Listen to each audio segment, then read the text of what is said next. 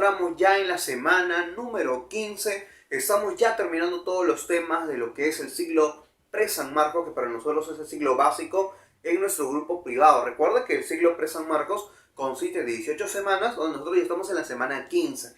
Justamente el título que vamos a hacer es demografía. Y ya nos viene geografía política y geografía mundial dividida en 2 semanas, que serán por ahí 4 videos de full teoría, chicos. Nos espera geografía mundial, uno de los temas que San Marcos últimamente está considerando mucho, y te prometo ahí que vamos a ver un montón de cositas, tanto su actividad económica y muchas cosas más, chicos, que vamos a ver todavía, pero esos temas de ahí son los últimos del siglo básico. Entonces por ahí síguete uniendo a nuestro grupo privado de Wikigeo para universidades. Recuerda que tiene un ciclo básico, un ciclo integral y un ciclo VIP, donde aparte de recibir 28 videos de clase grabados de 1 hora cada tema, recibirás exámenes semanales, recibirás un video solución y un repaso cada mes. Así que ya nos conoces. Estamos inaugurando el segundo grupo justamente para chicos que postulan universidades como tú, San Marcos o cualquier otra universidad del país. Es por eso que está el integral. Ahí vas a ver temas que en San Marcos no se tocan, como universo, por ejemplo. Entonces, chicos, vamos a comenzar con esto. Recuerda que por nuestra plataforma de YouTube solamente observas un fragmento de este video. Y recuerda que puedes adquirir nuestros libros Wikigeo, y también si quieres unirte al grupo de WhatsApp gratuito, en la descripción del video voy a dejarte el enlace para que te puedas unir a nuestro grupo de WhatsApp gratuito, donde vas a poder subir preguntas. Entonces, listo, chicos, disculpen por ahí el cherry. Comenzamos con la pregunta, con la semana número 15, demografía. La palabra demo significa población. La palabra grafía significa descripción. Entonces, profesor, ¿la demografía es la descripción de los pueblos o la descripción de la población? Podríamos decir que sí, pero solo describe. ¿Y qué parte de la población describe? ¿O qué características? Entonces, vamos a un concepto más puntual. La demografía como ciencia, porque obviamente es una ciencia, es una de las tantas ramas que nace justamente de la geografía humana. La geografía humana es una ciencia que estudia, es una disciplina de la geografía que estudia la interrelación de cómo el hombre en su actuar afecta al espacio geográfico. Eso es un concepto de geografía humana. Pero la demografía no estudia esa relación entre comillas, sino que la demografía estudia, por ejemplo, no solamente la cuantificación. Profe, ¿qué es eso? Me refiero a la cantidad de ¿qué? O sea, me refiero a la cantidad de población. No solamente la demografía estudia la cuantificación. La demografía no solo existe para saber cuántos son en ese país, sino que también existe ¿para qué? Para saber su estructura. Para saber qué cosa, su evolución, cómo cambia. Ningún estado, ninguna nación mantiene una población ni de forma numérica, ni tampoco con su dinámica. O sea, toda población en el tiempo cambia. Se distribuyen a un lugar, se van a otro, empiezan a haber de repente desplazamientos migratorios. Podemos encontrar de repente que en esa población nacen más hombres que mujeres. No sé, por alguna extraña razón quizás. Donde deciden ya no tener hijos, donde hay más personas que viven o que mueren por causa de enfermedades o por causa de problemas. O sea, hay factores que van a alterar las características de la población, generando una diferente estructura. La demografía está para eso, para estudiar la cuantificación, la evolución, la estructura y la dinámica poblacional. Ahí está. Ahí está el concepto. En pregunta de Simulacro San Marcos, nos ha venido ya la dinámica poblacional diferenciándola de la evolución demográfica. Ejemplo, cuando una población obviamente en un territorio, ¿sí?, podemos encontrar de repente que está en un actuar de evolución demográfica, significa que está cambiando, está variando, o sea, puede aumentar, puede decrecer. Eso es una evolución, pero cuando me hablas tú de una dinámica poblacional es algo más completo. Por ejemplo, si vamos según datos censales de los años 60, década del 60, vamos a encontrar cómo es que algunos pueblos, por ejemplo, de repente como la zona rural predominaba más cantidad de porcentaje que en la costa. Significa que en los años 60 había mayor cantidad de población en la zona andina que en la costa y que en la selva. Pero a partir del 60, recuerdo, tenemos problemas en el Perú como ¿qué? La crisis agraria, tenemos el problema de conflictos políticos como el famoso terrorismo en el Perú, que hizo migrar a la gente de la zona andina hacia la costa y también hacia la selva. Entonces, ¿qué pasó? La población de esos tiempos cambió de su espacio geográfico a otro. Significa entonces que en ese país no solamente evolucionó la población, sino también ¿qué cosa? Hubo una dinámica poblacional. Una dinámica poblacional es algo más completo que una evolución, porque no solamente habla del cambio cuantitativo de la población, sino de la dinámica bueno, también el desplazamiento y la estructura que tendrá ese conjunto de población en ese espacio geográfico. Profe, no lo entendí. No te preocupes, puedes retroceder el video, no te preocupes, ahí tú lo puedes escuchar cuantas veces sean necesarias, ¿sí?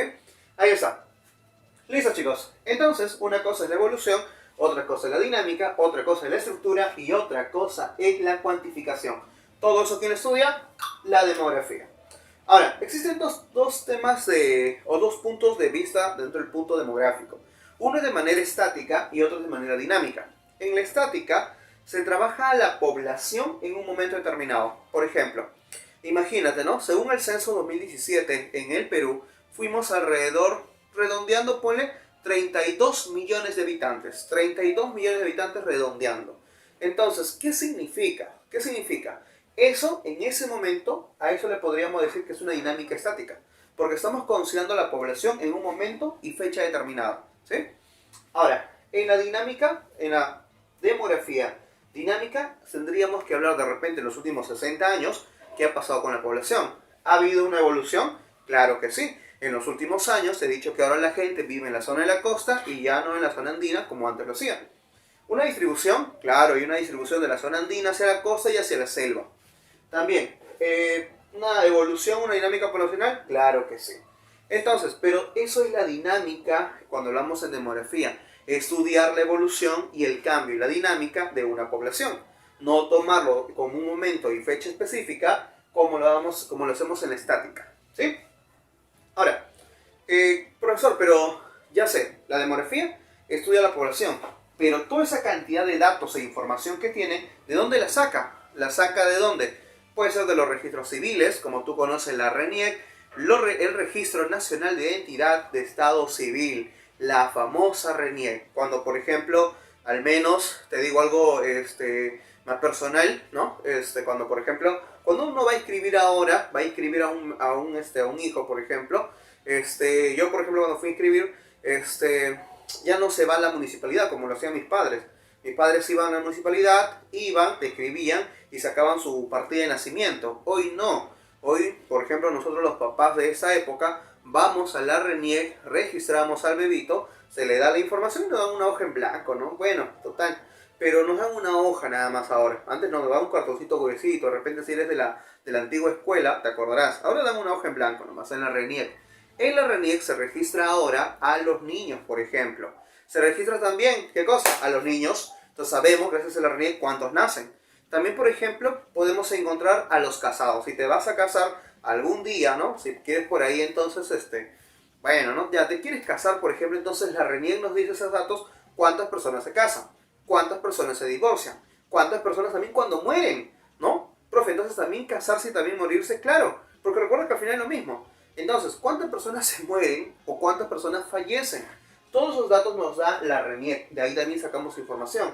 También nos importan los datos municipales. Obviamente cuando te casas o cuando te divorcias, hoy las municipalidades nos dan muchos datos, chicos. Hoy podemos encontrar que la cantidad a nivel general de casados en porcentaje, por ejemplo, a décadas anteriores, ha disminuido. Hoy las personas ya no se casan, ya no es algo, no es un porcentaje alto. O sea, si comparamos parejas que se casan de hoy, este siglo, ¿no? Como lo tenemos ahora de repente 2010 a 2020, y lo comparamos con el 70, 80, 80, 90, hay una gran diferencia. Las parejas hoy conviven y se casan en un momento, pero no es como antes. Antes primero se casaban, luego convivían. Son datos, ojo, no lo que te estoy dando no es una opinión, es información. Son datos justamente que nos bota, en ese caso, los registros municipales. Los religiosos, profesor, también, claro. Porque me importa saber cuántos son católicos, cuántos no son católicos, o simplemente cuántos profesan otro tipo de religión. Y para eso están los otros religiosos. Los centros médicos también, porque me sirve para saber qué cosa, qué tipo de enfermedades están actuando en la población. De repente esa población tiene vulnerabilidad a algún tipo de enfermedad, por alguna causa puede ser. la alimentación, la contaminación, entonces algo debe haber. Entonces me importa para mí como demografía, claro, porque me importa la población, tengo que saber cómo crece la población. Si la cantidad de recursos económicos y naturales que yo tengo te da la potestad de poder mantener esta población, ahí es el problema. Mira que la demografía es una ciencia muy completa, así que lo tienes que tener presente ahí. Otra, y lo más importante, chicos, ¿cómo obtenemos toda información? A través de encuestas. Nosotros le llamamos los censos. Los censos es una forma de encuestar datos, de recoger datos, justamente viene el término contar, y lo que es un censo, ¿de qué se encarga? ¿Se encarga de qué? De recopilar datos, de procesar los datos, de evaluar los datos y publicar los datos. O sea, el INEI, el Instituto Nacional de Estadística e Informática, recuerda, si tú has encuestado o has sido un encuestador, entonces, en el último 2017 que se dio, el encuestador tuvo que ir, ¿qué cosa? Tuvo que recopilar los datos. Esos datos se van al INEI. Hay personas allá, ¿qué cosa? Que van a procesar los datos. Vamos a evaluar si es un censo poblacional, porque hay muchos tipos de censo. Puede ser censo de vivienda, económico, agropecuario, educativo, qué sé yo. Pueden muchos temas de censos. Censo poblacional no es el único. Entonces todo eso se procesa. Después de procesar, ¿qué hacemos? Evaluamos. ¿A través de qué? De los comparativos. Estos son los indicadores. Esto sirve para procesar los datos. Pero cuando tú evalúas, ves la realidad. ¿Por qué hay mayor población allá? ¿Por qué allá no quieren tener hijos? ¿Por qué allá encontramos de repente mayor cantidad de enfermedades? ¿Por qué allá las personas viven menos tiempo? O sea, estás comparando la realidad. Eso lo publicas y eso demora 1 o 2 años, que es el tiempo para poder publicar nuevas cosas. Hoy 2020 ya tenemos información sobre datos finales del censo poblacional, ¿sí? Por si acaso. Entonces, el primer censo que se ha dado en la República, ¿sí? Porque recuerda que los incas también hacían censos a través de los quipus, pero al menos en la República, el primer censo se da en el gobierno de Andrés de Santa Cruz. Recuerda que un poco de historia, ¿no? Creo que estamos en la Confederación Bolivariana, año 1836. Se da el primer censo del Perú. Éramos 1.800.000. Imagínate 2 millones en el Perú de aquel entonces, ¿no? De 1836. O sea, olvídate. El primer censo poblacional en la República de nuestro país. Ahora, más o menos por los años 60, en el segundo gobierno del señor Manuel Prado Ugarteche, se va a dar el primer censo de vivienda y el primer censo agropecuario, que al mismo tiempo es el sexto censo de población. Mira, no te olvides, sexto censo de población, uno de vivienda y uno agropecuario. Ahí se propone la famosa ley de censos. ¿Qué significa? Según la ley de censos, en un país como el nuestro, el censo se tiene que dar cada 10 años. O sea, si el último fue en el 60, ¿sí? Entonces el siguiente debería ser en el 70, 80, pero de 60 no se dio hasta el 72, y el 72 no se dio hasta el 81, y después hasta el 93, y después hasta el 2005, y después el 2007, y después el 2017 en el último. O sea, la única fecha que se ha cumplido esos 10 años fue entre el 2007 y 2017. Entonces, por ley de censos, cada 10 años debe darse un censo. Entonces, según esta ley, el próximo censo será para el año 2027. ¿Llegaremos vivos? Quizás sí. Entonces ya sabes la fecha. Ahora, el último censo justamente se dio en el año 2017 y fue el tercero de comunidades nativas, fue el número 7 de vivienda y el número 12 de población. Profe, ¿cómo es esto? Lo que pasa, chicos, es que en el censo, por ejemplo, de vivienda, vamos a considerar tu propiedad, cómo está hecho, qué características tienes, qué servicios tienes. Las comunidades indígenas también, pero recuerda que ahí ya el censo no se da en Lima metropolitana, sino se dan en otras provincias de zonas rurales más que todo. Ahí está. Tipo de censo. Hay dos tipos de censo. Uno son los censos de hecho y los censos de derecho. Los censos de hecho es más práctico, es más usual. ¿Por qué? Porque se toma en el lugar donde amaneciste la noche anterior. Para hacerlo así fácil, ¿no? De repente ese día tú amaneciste, no sé, en la casa de un tío, de una prima, de una tía, qué sé yo. Entonces no hay problema, se te va a encuestar en el lugar donde amaneciste la noche anterior al censo. Como ponemos acá, se enumeran a las personas que se encontraban, dice, en su vivienda a la hora del censo, a la hora y fecha del censo señalado. Por ejemplo, si el censo va desde las 8 de la mañana hasta las 5 de la tarde, nadie sale de su casa ese día, porque ese día se va a encuestar. Y si amaneciste, como te dije, la noche anterior en la casa de un familiar, se te encuesta en la casa de ese familiar y ya no se te encuesta en el lugar donde deberías vivir. ¿Entiendes? Ya, muy bien. Ahora, tiene la población ¿cómo se llama? El censo de derecho. El censo de derecho no se encuesta necesariamente en el lugar donde amaneciste, sino se encuesta en tu propiedad. Profe, ¿y qué pasa con una persona? De repente estoy de visita un día antes, ¿no? O una semana antes en una casa de un familiar y no vivo ahí, solamente estoy un tiempo o unos días.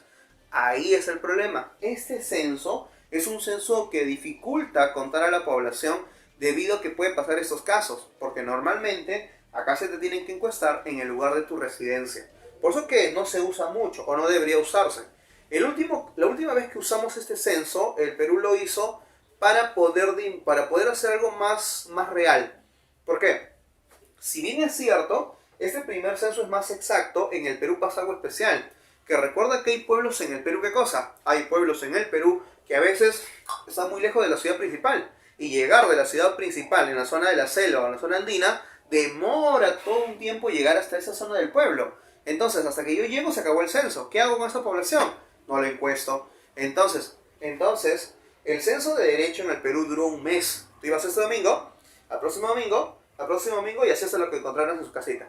¿Entiendes? Pero eso generó un problema.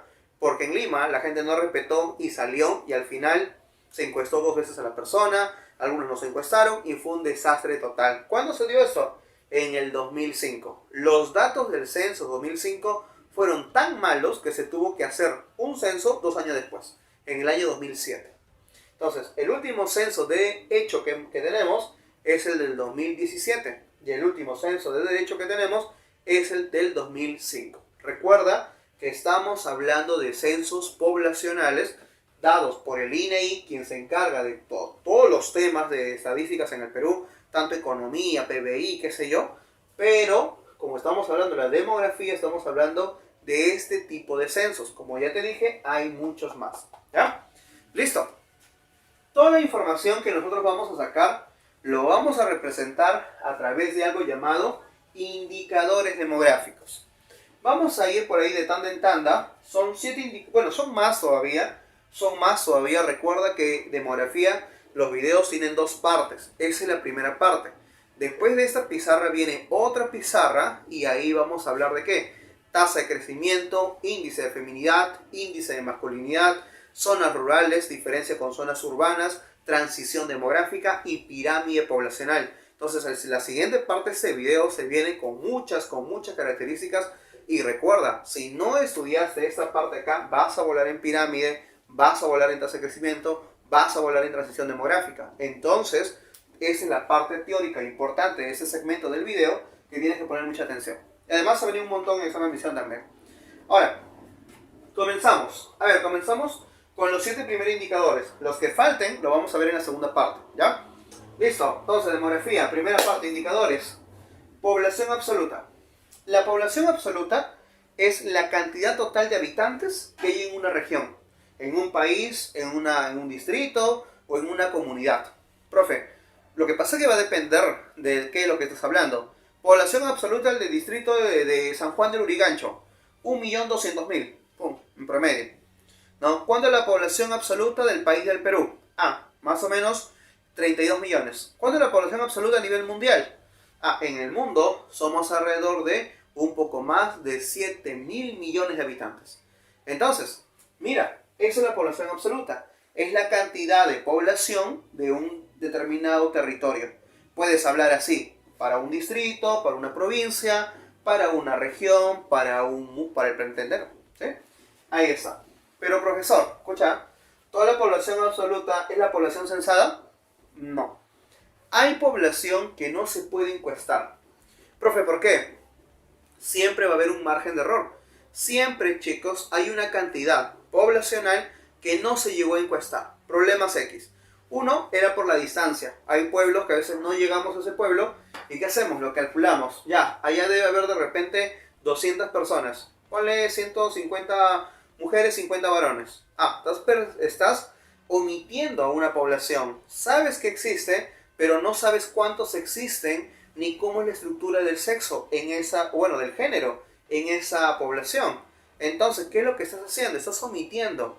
Pero ¿qué pasa con las personas que de repente ese día fallecieron? ¿Qué pasa con las personas de repente que están en otros ámbitos que no están en su casa? Entonces, a esa población se le llama población omitida.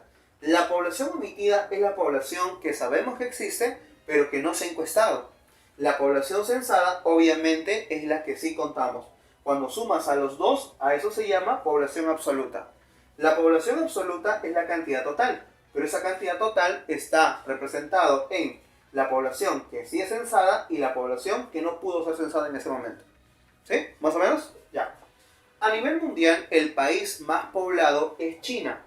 Profe, ¿cuántos son en China? Se calcula en China, chicos, al menos 1.300, 1.400 millones de habitantes. 1.400 millones de habitantes. El segundo país que le sigue con un poquito de más de 1.000 millones es justamente la India. Y el tercer país es Estados Unidos, con alrededor de unos 300.000 habitantes. O sea, mucho menor de los dos primeros. Ahora, el país menos poblado son países, por ejemplo, acá estos dos son países que conoces por ahí, de repente has escuchado del país de Nauru, del país de Tuvalu, ¿no? De repente por ahí en Oceanía, ¿no? Pero el país menos poblado de todos es el Vaticano. Profe, ¿el Vaticano es un país? Sí. También lo vas a encontrar en los libros como la famosa Santa Sede. ¿Y cuánto es en el Vaticano? Bueno, en el Vaticano se calcula unos 800 personas, ¿sí? O sea, recuerda, es una cantidad considerada por la cual el país menos denso del planeta. A nivel nacional, el departamento más poblado es Lima. Lima ya superó los 10 millones de habitantes. Después está Piura y La Libertad, que si no me equivoco, Piura ya superó también los 5 millones de habitantes. En el Perú somos 32, estos dos nada más, imagínate cuánto hacen. Los departamentos menos poblados son Tumbes, Moquegua y Madre de Dios. El último, obviamente, es Madre de Dios, último departamento con más población, es decir, el departamento menos poblado. Ahí está. Entonces no te olvides, la población absoluta es la cantidad total. Pero ponte que ahora te digan, oye, ya, de esa población total, ¿cuántas personas hay por cada kilómetro cuadrado? Cuando te digan eso, a eso se llama población relativa. La población relativa es cuántas personas hay en cada kilómetro cuadrado. Profe, ¿cómo hacemos eso? Una fórmula. La población relativa es igual a la cantidad de la población absoluta sobre el territorio. Es decir, población absoluta, la población se mide en qué unidades, habitantes, y el territorio en qué unidades, en kilómetro. Entonces, la cantidad de habitantes por kilómetro cuadrado. Pero mira, la población es como la masa y el territorio es como el espacio. Entonces, la masa sobre el volumen hace la densidad. Pero como hablas de población, densidad poblacional. En realidad, chicos, este concepto no me gusta mucho. San Marcos usa un concepto más bonito. Te dice, es el grado de concentración de habitantes en un lugar en un momento determinado. Justamente eso es lo que nos he puesto acá. Es el grado de concentración de la población en un lugar y en un momento determinado. Es un concepto más amplio, más bonito. ¿Cuántas personas hay? Por ejemplo, ahora por la COVID normalmente no deberíamos salir de casa si no es para qué. Para comprar de repente víveres o para ir a algún servicio de banco como tal. Entonces, ¿qué significa? Que las calles hoy a nivel nacional encontramos calles con menor densidad poblacional. Significa que la población está más dispersa, la población no se aglomera, pero recuerda que estás en el Perú y acá cualquier cosa puede parecer normal a pesar de estar en un estado de emergencia como hoy lo está el estado peruano. ¿Sí? Ahí tenemos un dato. A nivel mundial, el país más denso se llama Mónaco. Si no lo ubicas, Mónaco en el globo terráqueo está dentro de Francia. Dentro de Francia hay un país que se llama Mónaco. Según datos, tiene 18.000 habitantes por kilómetro cuadrado, así como lo escuchaste. En un kilómetro cuadrado, 18.000 habitantes. Singapur también está acá. Bahrein también está acá. Y los países menos densos son Guyana, Australia y Mongolia. Mongolia tiene 2 habitantes por kilómetro cuadrado. Significa que en Mongolia me vas a encontrar 2 mongoles. No lo mires, no lo mires. 2 mongoles por kilómetro cuadrado. ¿Sí? Ahí está. Ahora, la población relativa, chicos, o sea, la densidad. Hay una pregunta muy bonita de San Marcos, ¿sí? Hay una pregunta muy bonita de San Marcos que nos decía, un país industrializado, ¿qué característica debe tener principalmente para ser un país muy denso?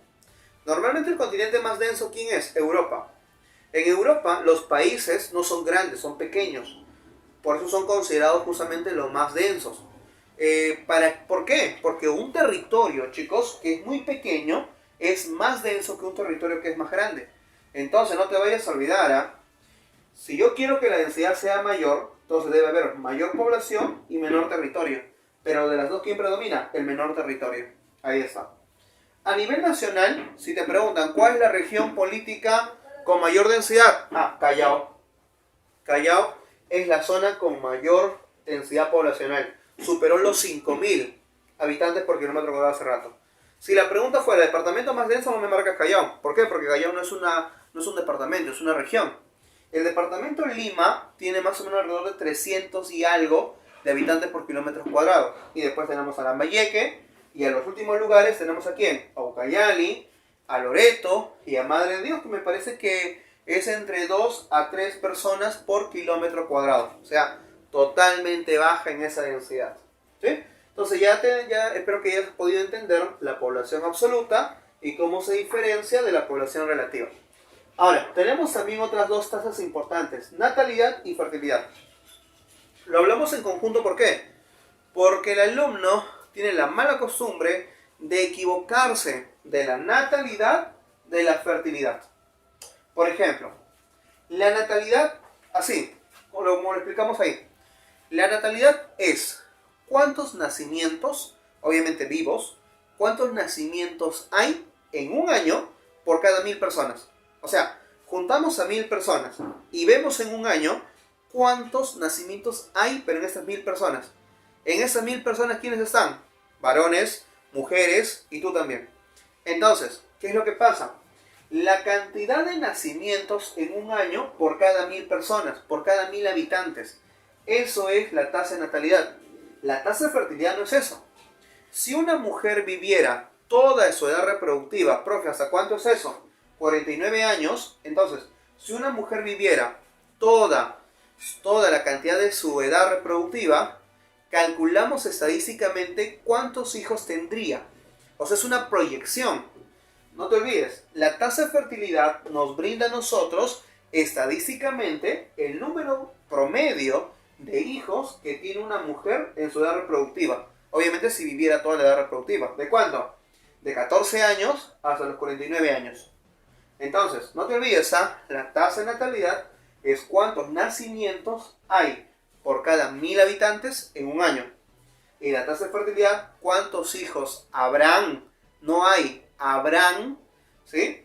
Por cada mujer, ya no por cada 1.000 habitantes, por cada mujer si viviera todo el tiempo su edad reproductiva. Por ejemplo, si comparamos, en la costa la tasa de fertilidad siempre va a ser baja. Siempre es 1 o 2 el promedio de hijos en la costa. En la zona andina va de 3 el promedio.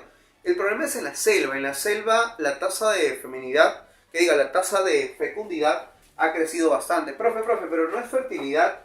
También dile fecundidad. Es lo mismo, tasa de fertilidad o tasa de fecundidad. Entonces, ¿qué pasa allá? En la selva ha aumentado la cantidad de hijos por mujer. Entonces, más o menos para que veas una estructura. Profe, ¿por qué? Ni idea por qué en la selva se tiene más hijos. No quiero entrar a un tema por ahí que no sea educativo, al menos en ese video, chicos. Pero mira, en el caso de la natalidad tiene una fórmula. Mira, tasa de natalidad es igual a los que nacen sobre la población multiplicada por 1.000. En el mundo, donde encontramos mayor tasa de natalidad, más o menos 44 hijos por cada 44 nacimientos al año por cada 1.000 personas, encontramos a Angola, a Níger y a Mali. Como pueden notar, ¿no? Son países, ¿qué cosa? Níger, por ejemplo, son países africanos. Entonces, en África encontramos la mayor tasa de natalidad. Y los países con menor tasa de natalidad encontramos acá, a lo que es Puerto Rico, Japón, Andorra. Y a nivel nacional, el departamento con mayor tasa de natalidad son Huancavelica, Ayacucho y Loreto. Y lo de menos es Tacna, Lima y Callao. ¿sí? O sea, en Lima, Callao, en países, bueno, en departamentos, mejor dicho, si te puedes dar cuenta, con mayor desarrollo, siempre vamos a encontrar una menor cantidad de hijos, mientras que en la otra es mayor. Ahora, en la tasa de fertilidad, lo mismo. En el mundo, países africanos, Níger, Angola, Mali, encontramos mayor tasa de fecundidad, 7 hijos por mujer. En el caso de Grecia, Serbia, Italia, inclusive otros países que se suman acá, a lo que es Alemania, Francia, tasa de fertilidad, por ejemplo, un hijo por mujer. Y eso redondeando, porque a veces llegan hasta 0.8, 0.7, o sea, no hay muchos niños. Europa es un continente viejo porque normalmente la población que predomina ya son poblaciones adultas a viejas. Jóvenes no hay muchos, infantes mucho menos entonces. Entonces, ¿qué es lo que pasa? Eso puede traer un problema futuro porque una nación que no deja descendientes tiende a que algún momento desaparezca su cultura. Entonces, mira ahí lo que va a pasar, ¿sí? Entonces, ten cuidado con eso. Y siempre se cumple que un lugar más desarrollado, como el caso de Lima o el Callao, tendrá menos hijos por pareja. En cambio, cuando hablamos de en un lugar más pobre como Huancavelica, Ayacucho, Puna, Cajamarca, encontramos ¿qué cosa? Que hay mayor cantidad de hijos. Eso va a pasar mucho. Normalmente uno diría, pero profe, donde hay más pobreza debería haber ¿qué cosa? Menos hijos, porque la lógica dice, si no tengo que mantener para mí mismo, peor será para mis hijos. Y una persona que es más opulente en el tema de dinero, debería tener más hijos porque puede mantenerlos. Eso es en la lógica. Pero te olvidas del tema de educación, ¿sí? Una familia que tiene mucho dinero, planifica futuro, estudia más cosas, quiere más años, quiere más tiempo para sí, y se olvida de tener hijos y planifican el tiempo que tendrían. En cambio, una pareja sin el conocimiento de repente en el tema sexual, tendría ¿qué cosa? Tendría de repente no saber cómo cuidarse, de repente no planificar su modo operandi de vida, y al final termina ¿qué cosa? Termina teniendo más hijos de lo que puede mantener. Ahí está. Lima y Callao son los que tienen alrededor de 1.2, 1.3 de tasa de fertilidad o de fecundidad. Somos la región donde menos hijos hay. Las mujeres acá, por ejemplo, chicas, ustedes que me están viendo en el video, ponte a pensar, ¿cuántos hijos te gustaría tener a ti al final de tu edad reproductiva? Y sé que tu respuesta va a ser ¿entre cuánto? 1, 2, y algunas me dirán, nada, profe. Pero eso es normal porque estás en esta región, ¿sí? Lo raro sería que alguien me diga, profe, 3, profe, 5, profe, un equipo de fútbol. No, eso no va a pasar. Eso ocurrió en algún momento en el Perú y eso te voy a contar en la segunda parte, la evolución poblacional en el Perú, así que no te puedes perder la segunda parte. Listo. Tasa de mortalidad. Acá también, tasa de mortalidad, tasa de morbilidad. La tasa de morbilidad es la cantidad de enfermos, ¿sí? No nos mires. La cantidad de enfermos que hay en un lugar determinado por algo característico que está ocurriendo. Profe, la COVID, bueno, hoy sí, pues no, pero la COVID no solamente es una epidemia, es una pandemia, porque recuerda que hoy abarca más países de lo que debe. Entonces, hoy hablamos de la tasa de mortalidad que está aumentando en esta época. Profe, pero tal enfermedad, el VIH o el cáncer ha matado a más personas que la COVID. Es cierto. Pero recuerda que la COVID está matando en tiempos más cortos, ¿sí? Ese es el problema de esta pandemia. Tasa de mortalidad, ya la conoces, tasa de mortalidad. La tasa de mortalidad es la cantidad de muertos que hay en un año por cada 1000 personas. Agarramos 1000 personas de todas las edades, al igual que la natalidad. Agarramos 1000 personas, no me importa si son hombres o mujeres, y vemos cuántos mueren en un año. A eso se llama tasa de mortalidad. Es la cantidad de defunciones en un año por cada 1000 personas. Y la fórmula es tasa de mortalidad es igual a defunciones sobre la población. Y eso lo multiplicas por 1000. Otra vez, países muy pobres, por ahí encontramos a países africanos como Lesoto, por ahí tenemos otras ciudades como Lituania, Letona, son lugares entonces donde vas a sufrir una gran cantidad entonces ¿de qué? De tasa de mortalidad. Los países donde menos, ¿no? Kuwait de repente por ahí, ¿no? Eso también, los estados de los, ¿cómo se llama esto acá? Lo que es Qatar, ¿sí? Lo que es Qatar y ese país también africano, podemos encontrar entonces chicos que registran la menor tasa de mortalidad. En el caso de Perú, Puno, Arequipa, Cusco son las personas donde más fallecen y en el caso de Lima y Callao son donde menos personas mueren. En la esperanza de vida, ¿qué es la esperanza de vida, profesor? La esperanza de vida, o también llamado expectativa de vida, es ¿cuántos años quieres vivir tú? ¿Cuántos años vive una persona en el mundo? ¿Cuántos años vive un recién nacido? La expectativa, o sea, un bebito nació hoy en Lima y más o menos ¿cuántos años vivirá? Porcentualmente, las estadísticas dicen que si es mujer, vivirá un promedio de 77 a 78 años. Y si es varoncito, vivirá hasta los 72 años. O sea, según las estadísticas, los varones terminaremos muriendo antes que las mujeres. Son estadísticas. El promedio nacional del Perú, según el censo INEI, todos esos datos son actualizados por si acaso, datos del censo del INEI 2017. La población en el Perú vive hasta los 75 años en promedio según censo 2017. Siempre las mujeres van a vivir más tiempo. Profe, ¿por qué? Ni idea. Pero las mujeres siempre viven más tiempo.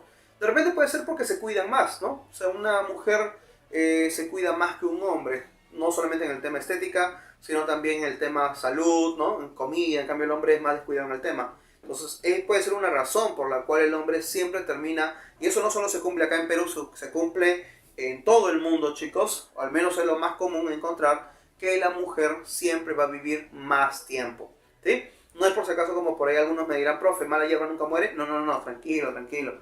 Aunque yo también tengo mis teorías, ¿ah? Creo que cada vez que reniega como que te quita un día de vida, ¿no? Entonces eso también puede influir. Son teorías, soy teórico también, Entonces, no te olvides. Pero ojo, no significa porque nació en Perú ya va a vivir a los 72 años, no. Va a tener que depender de la condición de vida que tiene. O sea, no solamente es nacer en un país, sino que ese recién nacido, a qué tipo de calidad de vida está yendo. A eso, recuerdo, llamamos IDH, Índice de Desarrollo Humano.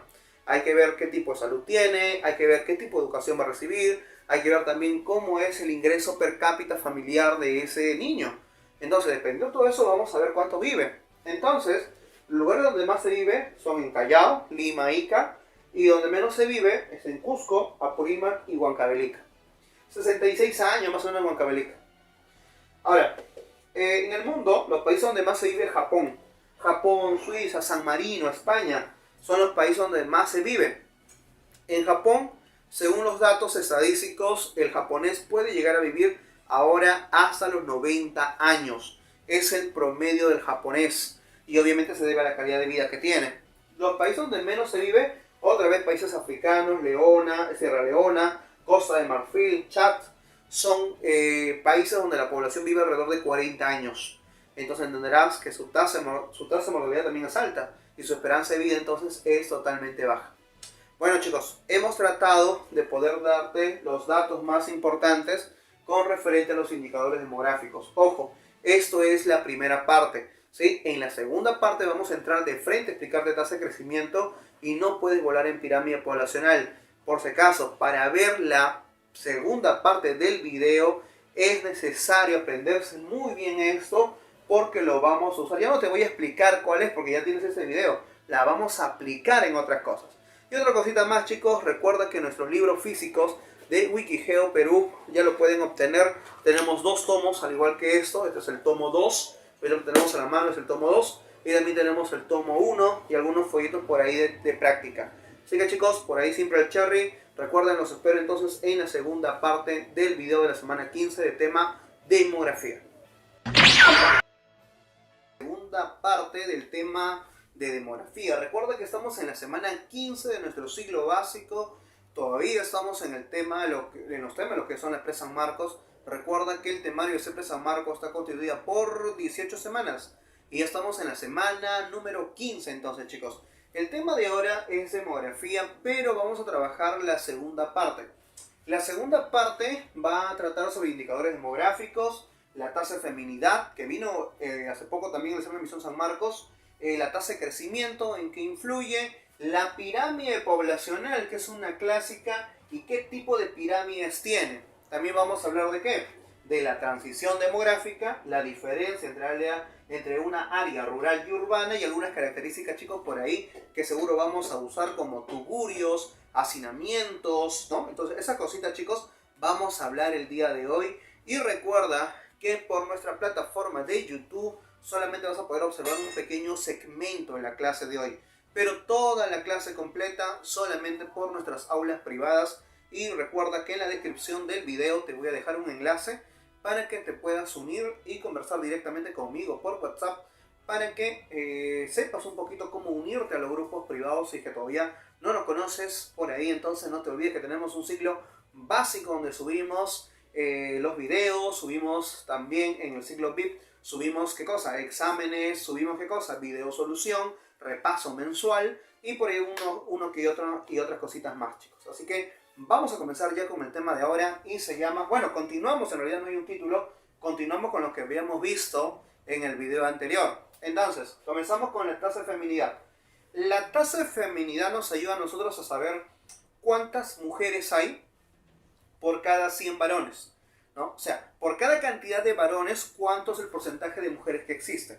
Entonces, la tasa de feminidad nos dice, nos da la información, nos brinda la información de ¿qué? De la relación entre la población de féminas, o sea, la población femenina, y la población masculina.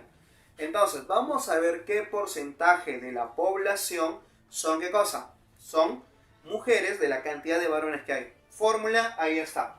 La tasa de feminidad es la cantidad de mujeres, mujeres arriba, varones abajo, por 100. Ahí está el porcentaje. Profe, y si quisiera la tasa de masculinidad, bueno, si quisiera la tasa de masculinidad, simplemente le das la vuelta. Entonces, ¿los varones tendrían que estar encima? No, tranquilo. Tendría que estar arriba, ¿en dónde? En la fracción. Entonces, por eso, la tasa de masculinidad sería entonces, solo le cambia las palabras, pues, ¿no? Ya no sería, nos da la información de la relación entre población femenina y masculina, sino sería, ¿qué cosa? Masculina dentro de lo que es la población de féminas, ¿sí? Nada más. Entonces, eso es la tasa de masculinidad. Mayormente por ahí, por ejemplo, de repente tú, niño, de repente que me estás preguntando, profe, ¿y dónde hay más féminas que varones en el Perú como para ir a regular esa población ahí de esa población femenina o esa población masculina? De repente fuese en tu caso, ¿no?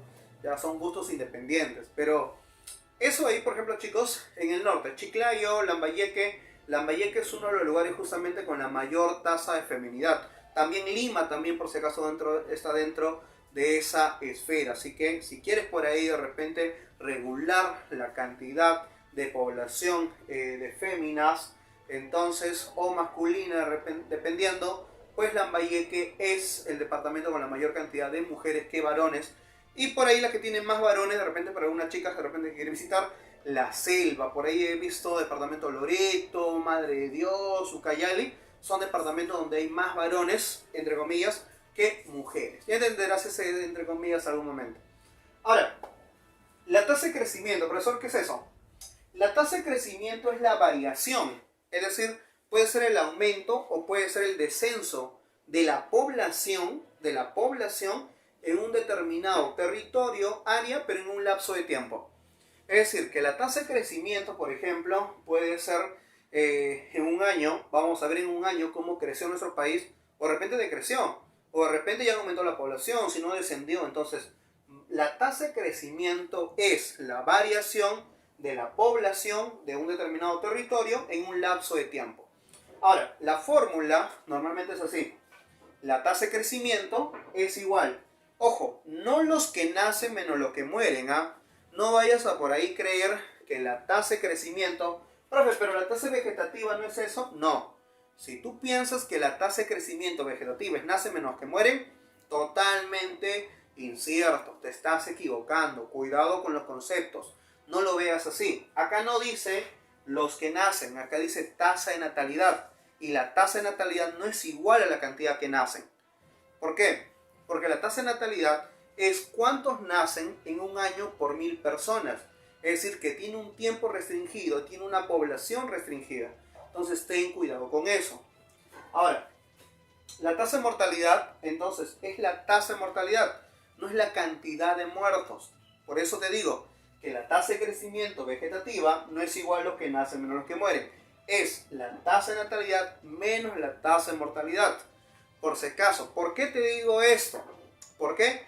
Porque había una pregunta de CEPRES San Marcos donde tuvimos, en la pregunta, tuvimos la cantidad de nacimientos, la cantidad de muertos, te pedían hallar la tasa de crecimiento vegetativo, te pedían entonces la tasa de crecimiento vegetativo, y también te daban ¿qué cosa? La población absoluta, y te daban, te daban la población absoluta. Entonces, con todo eso, ¿ya podrías hallar? Sí, pero quizás por ahí algún salvaje que hizo lo que nace menos lo que muere. No, ¿qué tenías que hacer? Los que nacen sobre la población absoluta por 1000, los que mueren sobre la población absoluta por 1000, y ahí recién podrías hallar la tasa vegetativa. ¿Sí? ¿Entiendes? Ten cuidado, por eso te digo eso, ¿sí? No por molestarte. Ahora, la tasa de crecimiento vegetativa es solamente estos dos parámetros. O sea, yo puedo saber si mi país está aumentando o está descendiendo en población, sabiendo cuántos están naciendo en un año, oyendo con las restricciones, ¿no? Tasa de natalidad y tasa de mortalidad. Pero, profe, ¿solo con las dos? No, porque te olvidas de algo importante. Te olvidas de la tasa de migración. Es decir, ¿cuándo están entrando a tu país y cuándo están saliendo de tu país? Porque puede ser más personas que salgan de las que ingresan. Por ejemplo, en el caso de Venezuela, hoy en Venezuela la tasa de migración es negativa, obviamente, pero en cambio nuestro país recibe entonces una migración positiva. ¿A qué se debe? Vamos con eso. Entonces, más la tasa de migración. Cuando tú me usas la tasa de migración, recuerda, a toda la fórmula completa, la vegetativa más la migración, se le llama tasa real, tasa de crecimiento real, tasa de crecimiento geográfico o tasa de crecimiento social también. Algunos le llaman también índice de crecimiento, así que no pasa nada. Ahora, ¿cómo hay la tasa de migración? Profe, entonces, la tasa de migración, primero, ¿qué es un migrante? Un migrante se define como aquella persona o aquel grupo de personas que migran, ¿sí?, que se desplazan de un lugar a otro. Ojo, el concepto no dice que salen o entran a un país. Un migrante es una población o una persona que entra o sale o simplemente se desplaza de un lugar a otro. Hasta ahí el concepto sencillo. Pero si este migrante está entrando a un país, entonces, normalmente, ¿cómo le llamas para lo que, no? Para nosotros sería ¿qué cosa? Un inmigrante. Y para su país, un emigrante. Ejemplo, el venezolano que llegó de repente este año, para nosotros, ¿será qué cosa? Un inmigrante. Porque está ingresando, inmigrante, ingresar, ingresar a nuestro país. En cambio, para su país es un emigrante porque está saliendo. Entonces, un migrante se puede convertir en un inmigrante y emigrante al mismo tiempo. Solo que va a depender cuál es cuál, ¿qué cosa? Usando la perspectiva. Si tú lo ves de tu país o lo ves desde el lugar donde va a llegar. Entonces, ten cuidado con eso. Ahora, entonces, profe, ¿cómo hallo la tasa de migración? Que ha sido pregunta también de San San Marcos. La tasa de migración es la cantidad de inmigrantes menos la cantidad de emigrantes. Es decir, las personas que ingresan al país menos las personas que se retiran del país. Esa diferencia se llama tasa de migración. Profe, pero usted le ha puesto más acá. Sí, porque la tasa de migración puede ser positiva y puede ser negativa. Por ejemplo, si en un país yo tengo que más personas están saliendo de las que entran, entonces mi tasa de migración sería negativa. Profe, nuevo, a ver, no entendí. Si más personas salen, Venezuela por ejemplo, en Venezuela mucha gente sale, entonces hay una mayor cantidad de ¿qué? De emigrantes. ¿Qué cosa? Inmigrantes, porque tú no vas a ir a ese país ahorita en ese momento por las épocas que pasan. Entonces, esto, si es mayor, genera que la tasa de migración sea negativa. Pero si esto es mayor, va a generar entonces que la tasa de migración sea positiva. ¿Entendiste eso? ¿Sí? No te olvides, ¿ah? Entonces la tasa de crecimiento es igual a la natalidad menos la mortalidad más la tasa de migraciones. Pero esto podría ser negativo si es que hay más emigrantes que inmigrantes. Así de fácil. Ahora, si tú quisieras, por ejemplo, que la tasa de crecimiento sea netamente positiva, necesariamente, o quieres que aumente la tasa de crecimiento, pregunta esa misión Villarreal por ahí, ¿qué tienes que hacer? A ver qué cosa, mayor qué cosa, natalidad. Y tiene que ver qué cosa, menor qué cosa, mortalidad. Y la tasa de crecimiento, positiva o negativa, positiva. Y para que sea positiva, ¿qué tiene que ver más? ¿Inmigrantes o inmigrantes? Tiene que haber más inmigrantes. Vamos a hablar de los tipos de migración. Como verás por acá hemos puesto varios tipos de migración, por ejemplo encontramos por ahí, ¿no? Migración según su ambiente geográfico. Pueden ser, ¿qué cosa? Una migración interna o externa. Por ejemplo, el venezolano que venía a nuestro país, obviamente, es una migración externa. Viene de otro país. Profe, ¿y los peruanos no se van a otros países? Ah, claro que sí. En el caso de Perú, por ejemplo, los peruanos salimos mucho a países como Chile, por ejemplo, Estados Unidos, España, son países donde el peruano decide, mejor dicho, irse a buscar de repente ya no tanto un mejor futuro, ¿sí? Normalmente el peruano que hoy viaja, o bueno, según las estadísticas, no solamente sale a buscar un buen futuro, sino que hoy va por otros temas. Ejemplo, por ahí, educación, ¿sí? El peruano sale hoy por educación, por una mejor formación educativa en el tema universitario, una tesis, una maestría, son las funciones por las que hoy el peruano sale. Ojo, y también ya se perdió esa estima de que salgan, pero de repente población muy adulta, sino la población que hoy sale es una población joven. Una población joven el día de hoy está emergiendo, saliendo del país a buscar un mejor futuro, pero no tanto laboral, de esa manera de buscar trabajo de repente en una carrera o actividad en la cual no estaba emergida, sino que hoy busca justamente una superación a través de su carrera. Eso se está buscando hoy día, al menos las estadísticas nos dicen datos mucho más bonitas que anteriormente, porque si antes una persona iba a sobrevivir en otro país, pues lo hacía de repente en busca de cualquier actividad laboral. En cambio hoy deciden irse para tener una mayor formación académica antes del tema laboral, aunque todavía es una gran actividad, pero eso está cambiando la perspectiva en nuestro país. Los migrantes internos serían, por ejemplo, ¿qué mejor ejemplo que nuestros padres? Nuestros padres justamente vinieron de la zona andina o de la selva y llegaron hacia Lima, entonces vinieron de otra provincia a la provincia de Lima. Entonces eso se llama migración interna, o sea, dentro del mismo país.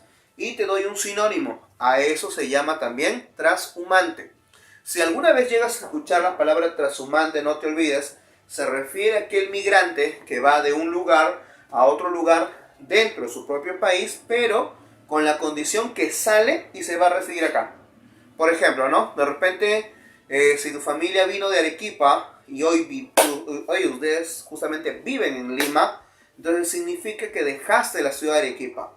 Entonces, ¿qué es lo que pasa? Entonces, esa familia o esas personas que vinieron de Arequipa hacia Lima se llaman transhumantes. Un transhumante es aquella población o personas, por si acaso, al menos en demografía, ¿sí? Porque ese término viene ya de otros términos también, términos agropecuarios, pero se refiere entonces a una población que va a residir a otro lugar cambiando su ciudad habitual. Es decir, que tiene que ir a residir en el lugar que está llegando. Hay una pregunta muy bonita que alguna vez San Marcos usó y decía, si un arequipeño se va a ir a vivir y a radicar en Ica, para los iqueños, ¿en qué se convierte? Era la pregunta. Entonces, si va de un lugar a otro y reside, ya se convirtió en un transhumante. Porque ahora está en un lugar diferente al lugar de su origen. Pero en ese lugar está su residencia. Entonces, eso es lo que pasa, chicos. ¿Ya? Otro, según su permanencia. En el caso de la migración, tenemos dos tipos de migración. Por ejemplo, una es permanente, ¿no? Sabemos que el turista, sabemos que el migrante no va a regresar en un corto, de repente, plazo. Y temporal, porque tiene una fecha límite. Por ejemplo, eso podríamos usarlo como ejemplo para la diferencia entre un turista y lo que es un migrante en sí. O sea, ¿un turista es un migrante? Claro que sí, porque está yendo de un lugar a otro.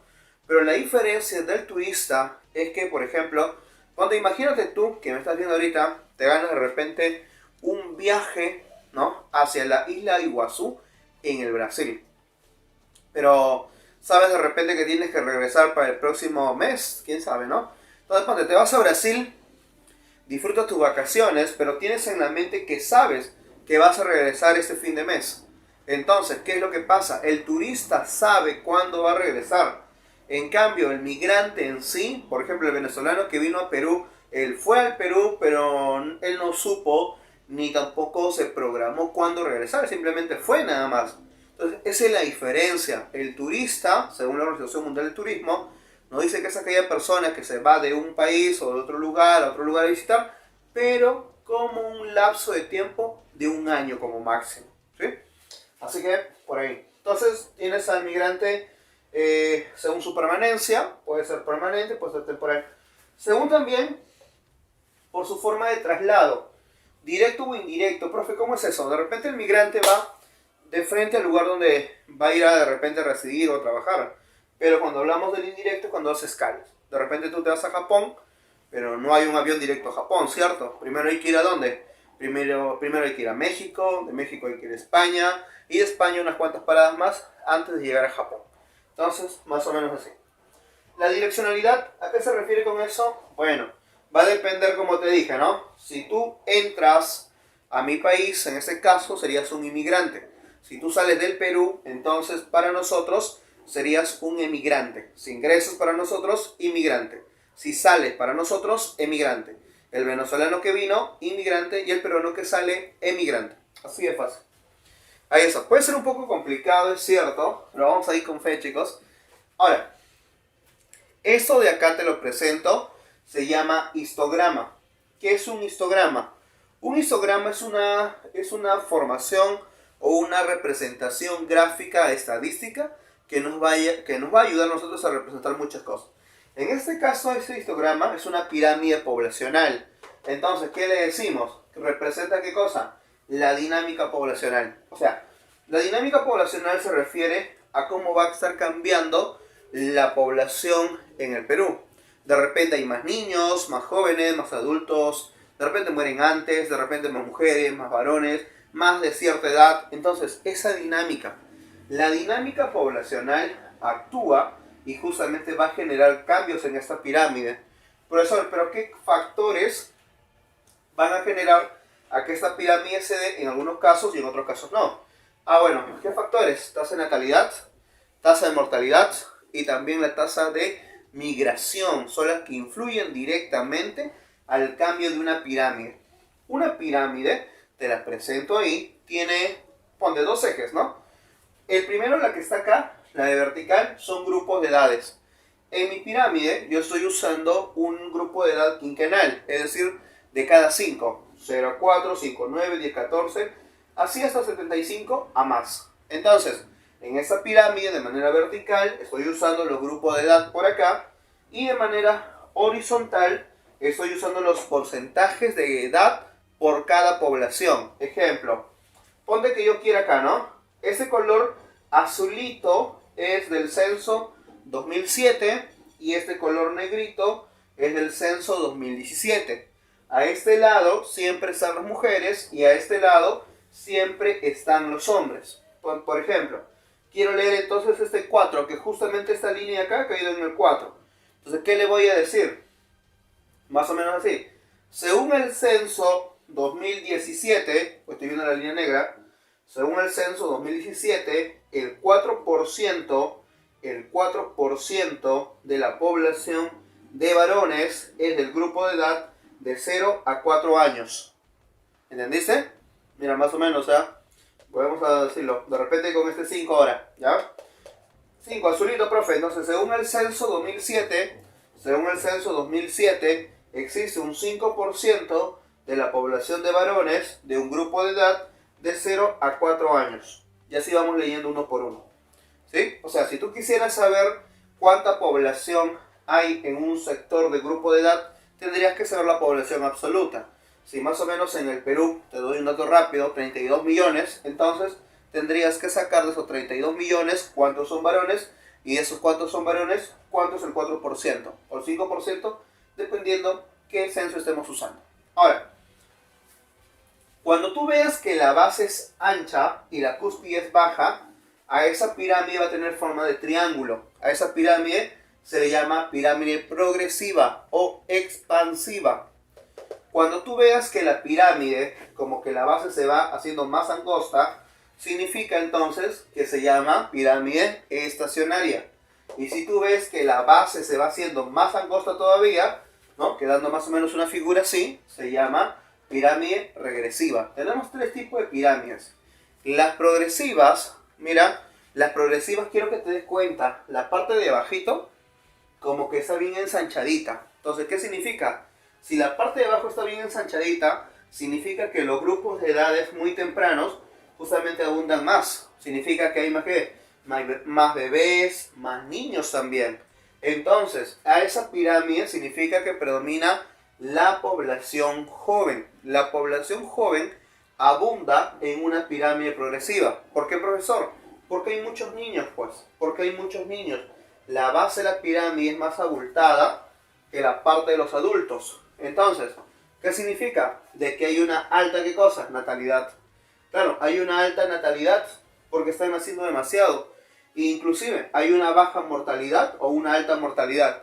Sería también, ¿qué cosa? Una alta o bueno, una progresiva mortalidad, porque vamos a encontrar cómo la persona muere. Normalmente en una pirámide progresiva la cúspide no está en punta. Significa que el grupo de edad no llega hasta zonas muy altas en edad, porque podemos encontrar una pirámide progresiva de repente de un país que puede llegar a 60, 65, pero es progresiva. En las progresivas normalmente son para países en vías de desarrollo, o como dice acá, países subdesarrollados.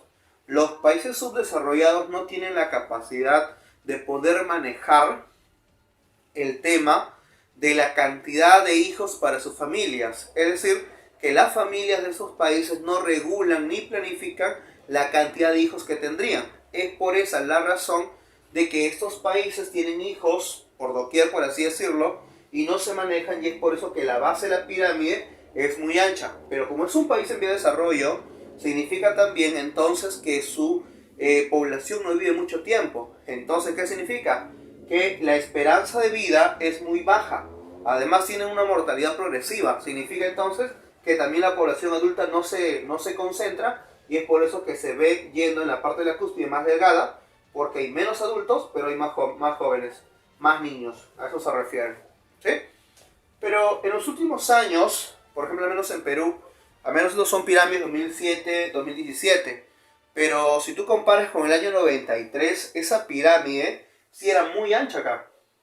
Pero en los últimos años la mujer decide no tener tantos hijos, y nuestra pirámide, ¿qué está pasando con nuestra pirámide? Cada vez se está haciendo más angosta. Entonces, a esas pirámides se llaman estacionarias, cuando vamos a ver que la población madura es la población que predomina. La población madura o población adulta. Más o menos ahora, chicos, en el Perú, nosotros, la edad promedio de todos los peruanos es alrededor de 28 años. 28 años es la edad promedio del peruano, ¿sí? Ahora, la población adulta normalmente predomina en una pirámide tipo estacionaria y son para países emergentes. ¿Qué significa? Que ese país ya empezó a tomar medidas de natalidad. Ese país ya empezó a tomar medidas para que su población tenga menos hijos. De repente eso también genera ¿qué cosa? Mejor educación, porque dos padres van a desarrollar el objetivo al desarrollo de una sola familia, bueno, de un solo hijo, generando de repente mayor estabilidad económica, aunque también puede generar problemas, que ahorita vamos a mencionar. Entonces, la población acá va a ser equilibrada, hay una edad de, como te decía, adulta. Vamos a encontrar en países emergentes que la base de las pirámides se reduce debido a que hoy las mujeres tienen menos hijos y la parte de la base, que son los niños y los adolescentes, empiezan a disminuir y a haber un equilibrio entre la parte media y la base de la pirámide. Pero ¿qué pasaría si países como Alemania, España, por ahí lo mencionamos, que eran países donde la mujer ya no tenía tantos hijos, donde la mujer decidía simplemente no tener hijos por un tema de mayor desarrollo profesional, mayor desarrollo personal? Entonces, cuando pasa eso, la base de la pirámide se ve todavía más reducida, más que la base o más que la parte media. Como vemos acá, mira, la base de la pirámide se ha vuelto más angosta. Entonces, ahí hay un problema. A esta pirámide se llama pirámide regresiva. En una pirámide regresiva, la que abunda es la población adulta, pero ya no la adulta la que viste hace rato. O sea, acá predomina la población joven, acá la población adulta, y acá va a empezar a predominar ¿qué cosa? La población adulta mayor, ¿sí? O simplemente los ancianitos, los más viejitos abundan. ¿Profesor, por qué? Uno, porque estos son países desarrollados. En países desarrollados se cumple que las parejas ya no tienen que ya no tienen muchos hijos, tienen un solo hijo. Entonces, ¿qué significa? Que la población infantil se ve reducida. pero la calidad de vida de estos países ha mejorado, entonces no se mueren. Y al no morirse, ¿qué pasa? La punta de la pirámide se hace cada vez más aguda. Pero como no se muere, la parte adulta se vuelve también más ancha. Entonces, significa que en una pirámide regresiva la tasa de natalidad es muy baja. La tasa de mortalidad también es baja. La esperanza de vida es muy alta también. ¿Sí? La calidad de vida, obviamente, también lo es. Simplemente no se están muriendo. Entonces, profe, ¿y eso es malo? ¿Que no se mueran? No es malo que no se mueran. Lo malo es que no hay niños. Y si no hay niños, recuerda, si todo esto influye en la economía de un país, porque obviamente la base económica del país no está cimentada en dónde, en los ancianos, sino que está cimentada en dónde, en los jóvenes. Entonces, si nosotros los jóvenes, claro, no te rías, si nosotros los jóvenes, por ejemplo, paramos, entonces la economía de un país se viene abajo. Y si no hay niños, quienes sigan nuestros pasos, significa que en algún momento la economía del país colapsa. Es por eso, niños, que es muy complicado simplemente no tener hijos. ¿Es necesario tener hijos? Obviamente que sí, porque son descendencia a que las costumbres, las culturas y el motor de la economía de un país se siga manejando de esa manera.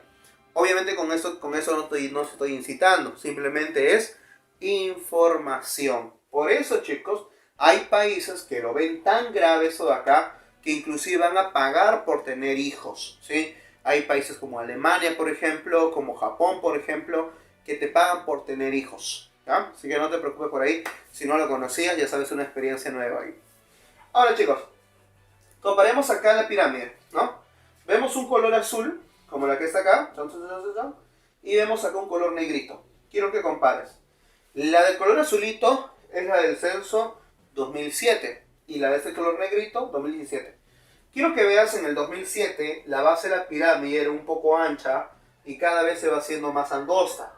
Pero si la comparas con el 2017, en la parte de la base está antes del color azul, pero más o menos por la edad de 30 años se va haciendo más grande, salió del cuadro azul y en la parte de la cúspide está fuera del cuadro azul. ¿Cómo interpretas eso, ya que ya tienes experiencia? Significa que en los últimos 10 años estamos comparando dos pirámides intercensales, entonces nos damos cuenta que la población tiende a tener menos hijos y eso ha hecho que la población infantil siga disminuyendo. Pero la calidad de vida del país está mejorando. ¿Por qué? Porque no se están muriendo, pues. Como no se mueren, entonces la población adulta se está concentrando y eso genera que haya mayor abultamiento en la parte de la cúspide. Esto es una tendencia al día de hoy, ¿sí? Por si acaso, vamos a seguir con esa tendencia. Las mujeres siguen teniendo menos hijos y eso cada vez el Perú, por eso se dice que el Perú es un país muy joven para tener problemas de demografía como esto. Llegará un momento entonces que de repente ya no se encuentren tantos niños en la calle. Pero no te asustes, todavía falta para eso, ¿sí? Ahora, imagínate que ahorita pase de repente una... Este ejemplo viene con eso. La transición demográfica. ¿Qué es eso? ¿Qué es eso, profe? Transición demográfica. De repente, en San Marcos solamente lo hemos visto en un examen de admisión, nomás me parece, pero es necesario saberlo. Por ejemplo, nosotros sabemos, escucha, ponte, que siempre hay una cantidad de muertos. Profe, ¿siempre hay una cantidad de muertos? Claro, siempre hay una cantidad de muertos. Como si fuera una cantidad de muertos siempre constante, ¿cierto? Ya, pero ponte que en un momento ocurra una guerra. Entonces la cantidad de muertos, ¿qué pasa con la cantidad de muertos? Aumenta, dispara. Es como lo que hoy vivimos, ¿no? Por el virus, de repente. Entonces, siempre había una cantidad de muertos cada año, pero hoy con el virus, las muertes, ¿qué cosa? Han aumentado. Entonces, la tasa de mortalidad, que antes teníamos una dirección, hoy aumentó por algo que ocurrió. En ese tema, el virus. Pero, por ejemplo, la tasa de natalidad. En plena guerra, por ejemplo, piensa, en plena guerra, ¿quisieras y planificaras tener hijos? No. Entonces, si tú ya tenías una cantidad de hijos como población general que siempre generaban, pero ocurrió una guerra, las familias no tendrán hijos, ¿qué pasará con la tasa de natalidad? Va a disminuir. Entonces, eso pasa. Quiero que te des cuenta de eso. La tasa de natalidad, en pleno suceso que ocurrió algo, Teníamos una tasa de natalidad normal, algo ocurrió y bajó la tasa de natalidad. Teníamos una cantidad de muertos, pero algo ocurrió y aumentó la tasa de mortalidad. Entonces, esos cambios bruscos que ocurrió por algo externo en la natalidad y la mortalidad, a eso se llama transición demográfica.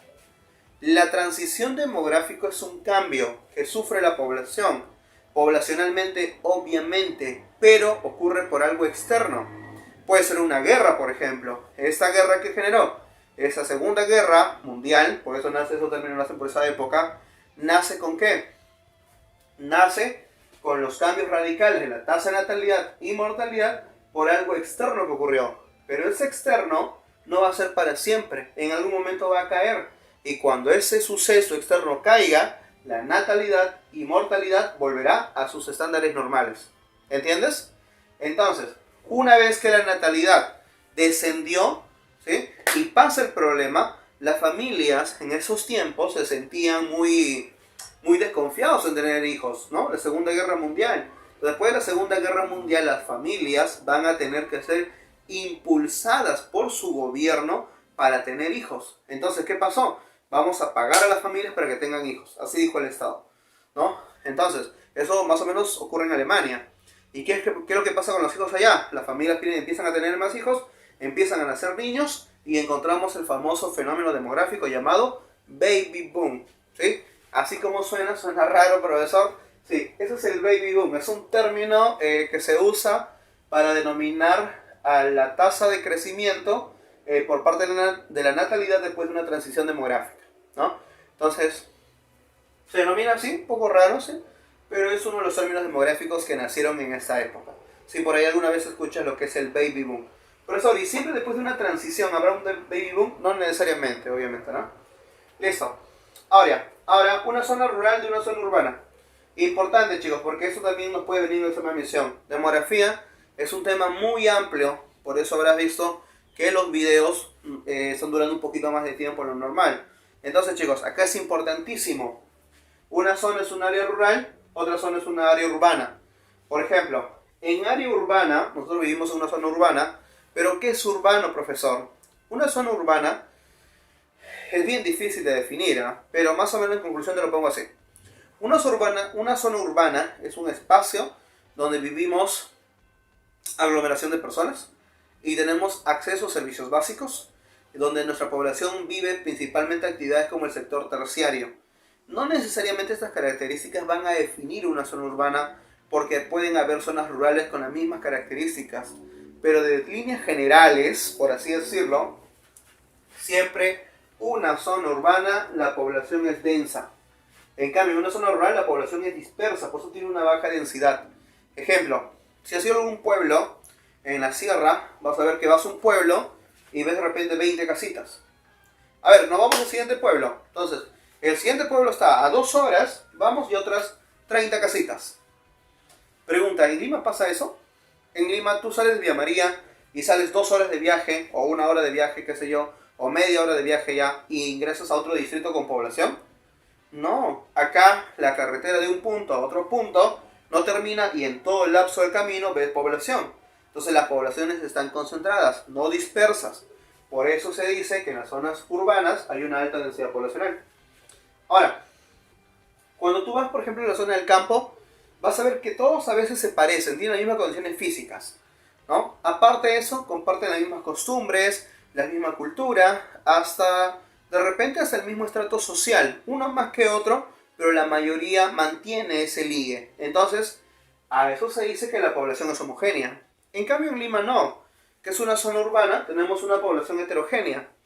De repente una persona podría venir a Lima y de repente pensar o sacar un estereotipo del peruano, y no lo va a conseguir porque los peruanos, al menos en Lima, no somos iguales entre todos nosotros para nada, porque nuestros padres llegaron de diferentes distritos, de otras provincias, de repente de la zona andina, de la zona de la selva, de la costa norte, de la costa sur, y hubo una mezcla ahí de todo, y al final quedó una diversidad cultural, una diversidad también fisiológica.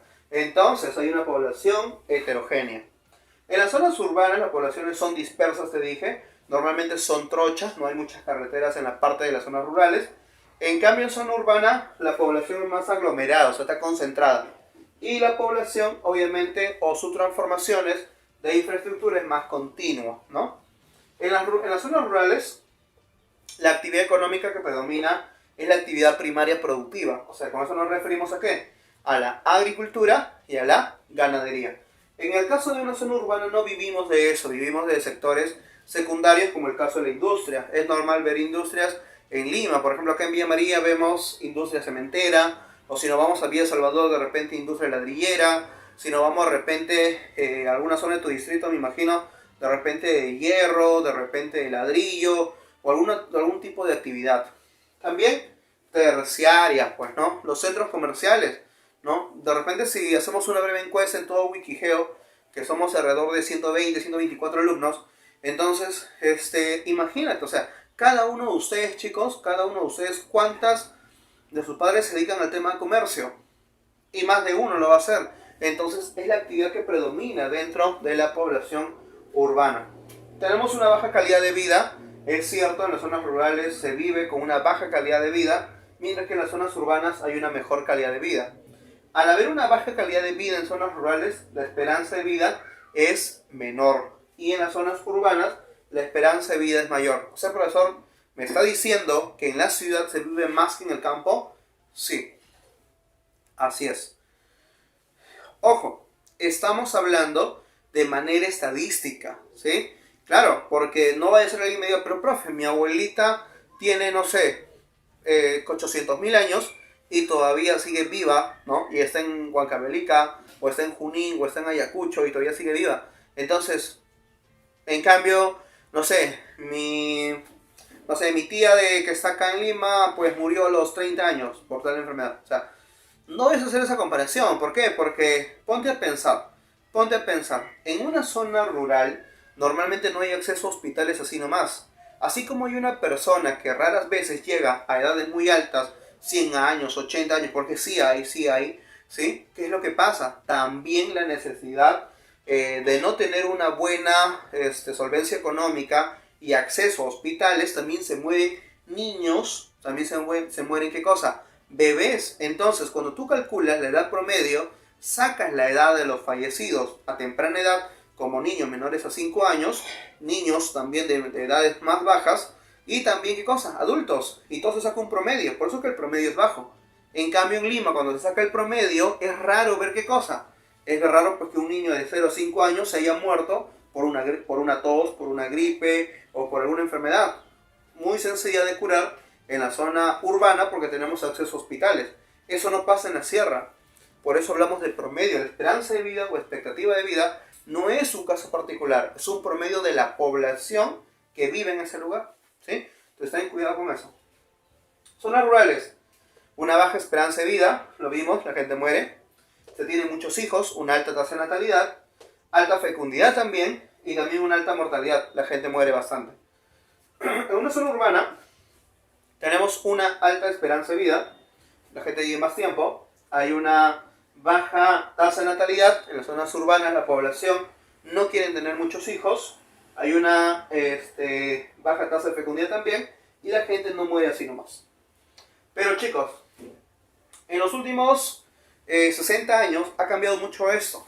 En los años 60, en la población en la zona andina se vivía más tiempo, pero por problemas socioeconómicos, tanto políticos como el caso del terrorismo, o temas de repente económicos, generaron, como la crisis agraria, que la población del campo migre. La zona del campo migra hacia la selva, o la gente del campo migra hacia la costa. Entonces, ¿qué significó? A eso se llama éxodo. El éxodo es cuando salimos de un lugar. Éxodo rural. Significa entonces que la gente del campo se fue a la zona urbana.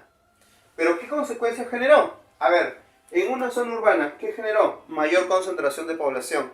Y lo malo es que se fueron a vivir a lugares que antes uno ni siquiera pensaría. O sea, los normales. Ves un cerro muy inclinado, arenoso, lleno de cascajo y dices, no, ahí no se puede vivir, porque obviamente es una zona vulnerable en un sismo. Pero estás en el Perú. ¿Y qué pasó con la población? O sea, con nuestros padres que llegaron a esos tiempos. Vamos pues. Y fuimos, invadimos ese cerro, invadimos ese desierto, invadimos esa zona. ¿Nos importó el ecosistema? No. ¿Nos importó el desierto? ¿Nos importó que en una zona arenosa, cuando ocurra sismos, la arena se puede mover y toda la casa se puede partir y se puede hundir a través de las ondas Low-for-Riley? No nos importó. Cuando subimos ese cerro, nos importó que el terremoto pudiera generar de repente destrucción parte del cerro, que haya todo un aluvión, una destrucción de ese cerro. No pasó. Entonces la población migrante excedió las zonas céntricas donde ya se vivía en aquel entonces, y como no pudo, la población, ¿qué pasó? Se expandió en Lima de manera horizontal. Creció de manera horizontal, apareciendo nuevos, ¿qué? Nuevos distritos. Por ejemplo, yo vivo en la zona de Villa María, entonces esta zona ha sido formada también por un tema de invasión. Entonces, San Juan de Miraflores, toda Lima, Cono, ha sido formado, o sea, eso se le llama cinturón urbano marginal. Nosotros formamos parte del cinturón urbano marginal porque fue parte de Lima tomada a la fuerza, ¿sí? Entonces, generamos ¿qué cosa? Un mal OT. ¿Qué es un mal OT? Un mal ordenamiento territorial. Desordenamos el territorio y nos dio igual lo que sea. Y eso aparecieron tugurios. Por ejemplo, somos una población, vamos a un lugar, vivimos acá, pero no tenemos servicios básicos, pero no tenemos seguridad. Eso es un tugurio. Es un espacio de población donde vive agrupado, pero carecen de estas cosas que te acabo de mencionar, ¿sí? Un tugurio.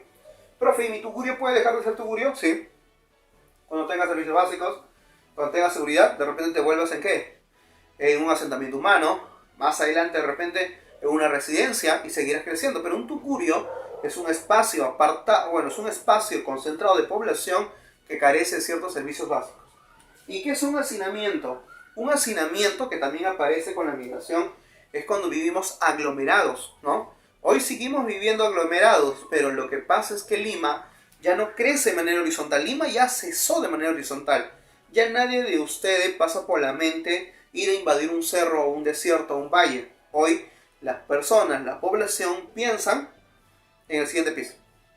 O sea, Lima hoy crece de manera vertical ya no de manera horizontal. Hoy Lima crece de manera vertical. Es el nuevo crecimiento que tiene Lima en estos últimos años.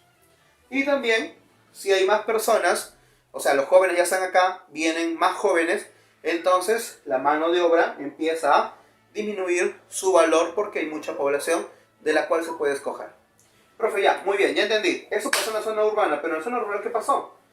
La población que se fue no fue población vieja, no fue adulta. O sea, vas a escucharme la típica historia de que me vine a Lima a los 8 años, me vine a Lima a los 10 años, me vine a Lima a los 12 años, porque fue la población joven quien fue de la zona andina a la zona urbana. Entonces, eso generó esto acá.